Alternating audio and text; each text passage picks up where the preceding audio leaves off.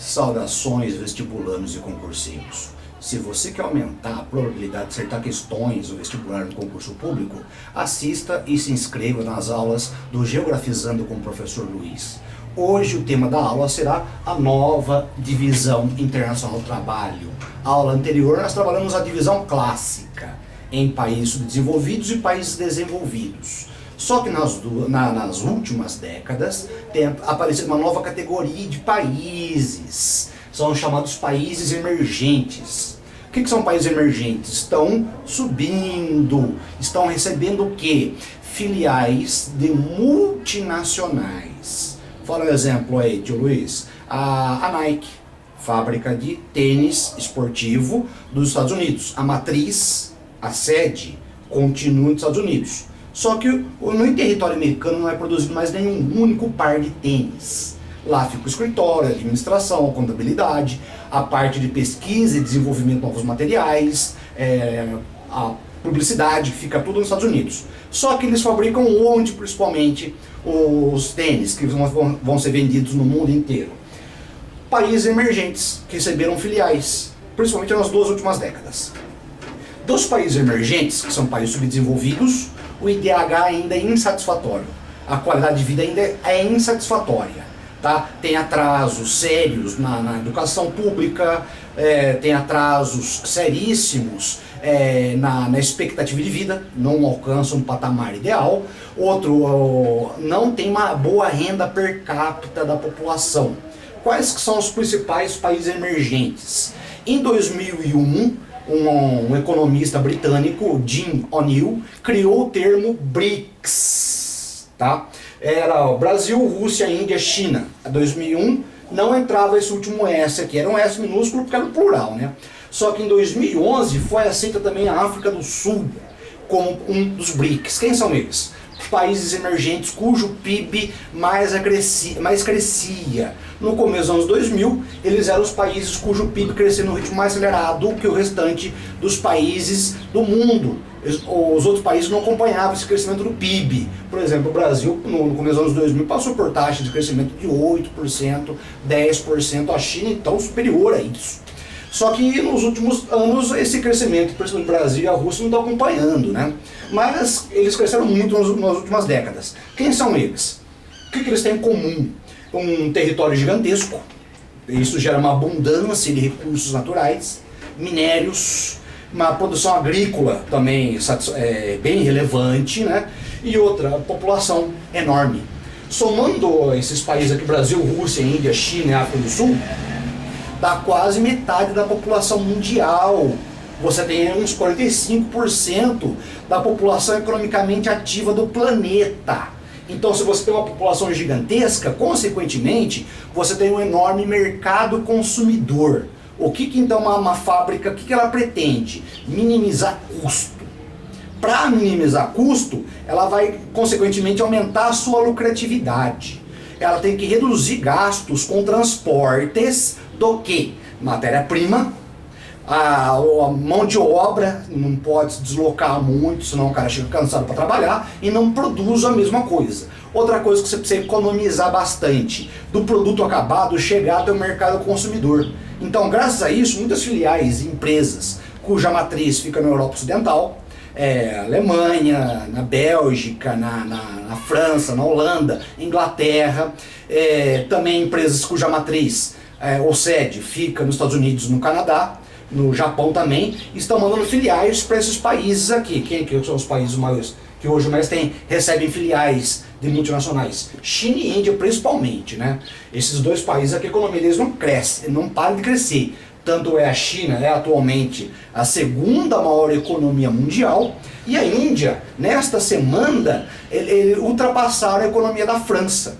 Ou seja, a Índia hoje é a sexta maior economia do planeta, passou a França. O Brasil está lá entre oitavo e nono lugar. Também, nessa situação aí, lá para 10º lugar se encontra a Rússia em termos de PIB. Só que a África do Sul não acompanha essa grandiosidade do PIB. A África do Sul está em 32º lugar em termos de PIB. Só que se você somar toda a economia desses países, eles representam 20% do PIB mundial. tá? Então essa é uma parcela bem significativa da economia mundial. Então essas filiais vão lá tentando buscar mão de obra barata, incentivos fiscais dos governos e mão de obra barata, eu já falei, repetindo de novo lá, e mercado consumidor que não para de crescer. Só para você ter uma ideia, no Brasil, desde 2003, 2004 para cá, uma classe social que cresceu muito foi a chamada classe C, a chamada classe média. Tá? Então muitos países estão tentando criar uma classe consumidora, classe C, classe média, classe consumidora. Então está crescendo nesses países aí, não no mesmo ritmo. A Índia ainda tem problemas seríssimos com a fome lá, com as chamadas castas. Então se você pega lá, tem centenas de castas, né? A última camada social, os Dalits, aqueles que mexem com lixo, com esgoto, com manuseio de corpos humanos, eles não são uma classe consumidora. A maior parte deles mora ainda passando fome, em favelas, sem energia elétrica, sem rede de água e esgoto. Então a situação social ainda na Índia é bem problemática.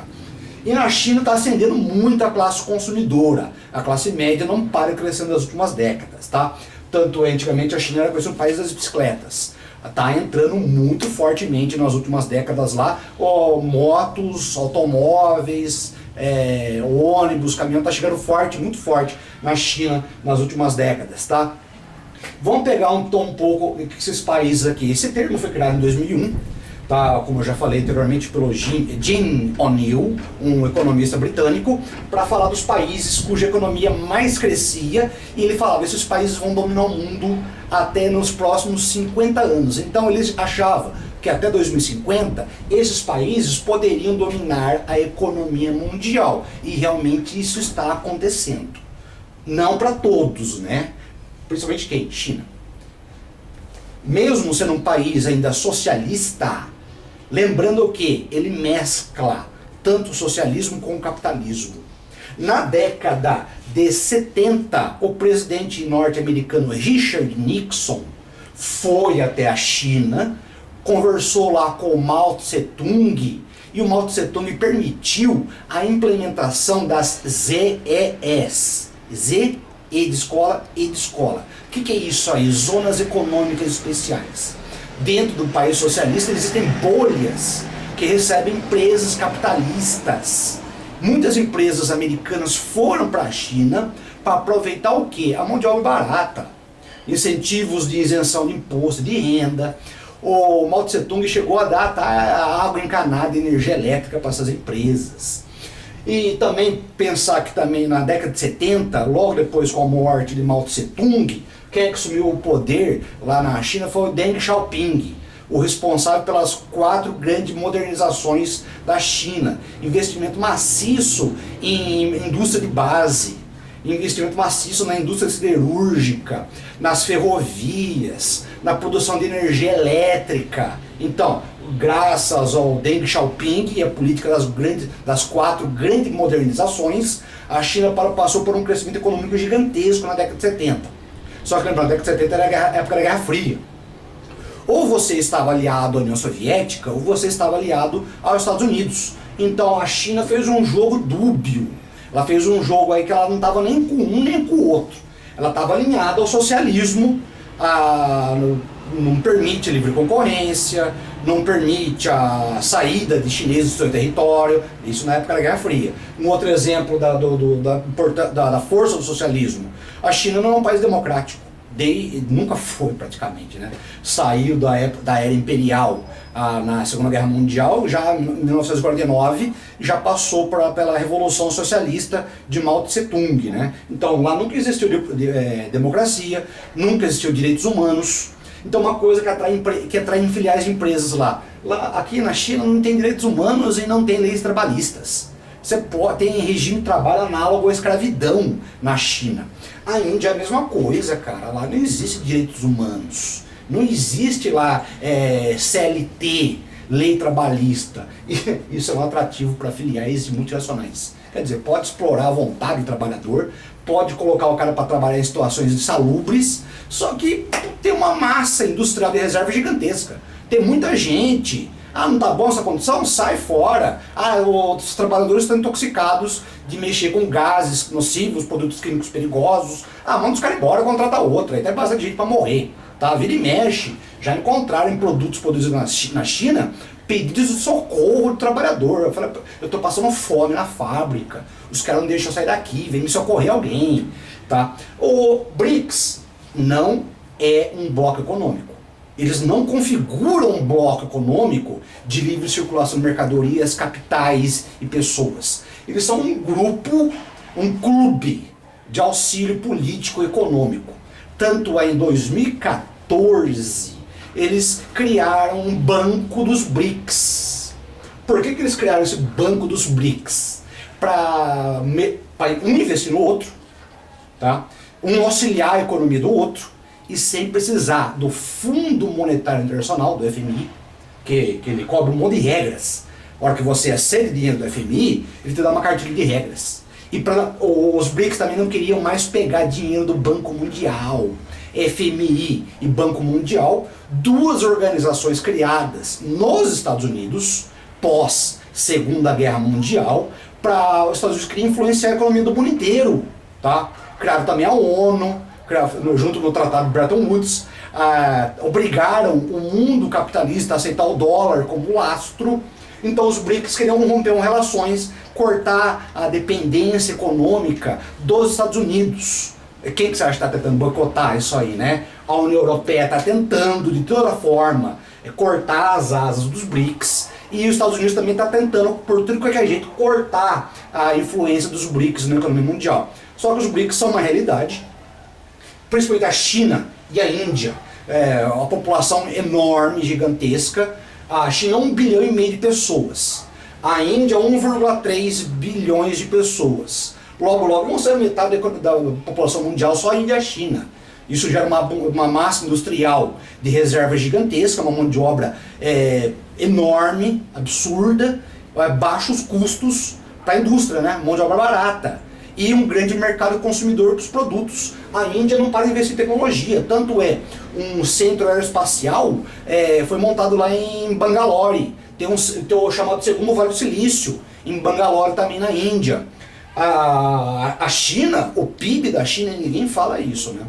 Só que em investimentos diretos estrangeiros, dinheiro que veio de fora, de empresas, de bancos, a China já passou os Estados Unidos, tá? A China já passou a economia americana, só que nenhum diplomata, nenhum economista de grande porte assume isso ainda, porque são dados, como vou dizer assim, difíceis de acreditar, porque as matrizes dessas empresas ainda estão nos Estados Unidos. Então o dinheiro circula pelos Estados Unidos, circula pela Europa Ocidental, só que esse dinheiro, muito dele fica na China, faz a economia chinesa crescer, girar sem parar. Tá joia, pessoal? Espero que a aula de hoje tenha sido significativa para vocês. Inscrevam-se no canal Geografizando com o Professor Luiz e acompanhem as próximas aulas. Isso aqui é um assunto muito interessante para ser abordado tanto em vestibulares, Enem e em concursos públicos. Espero vocês numa próxima transmissão. Vida longa e próspera a todos. Tchau.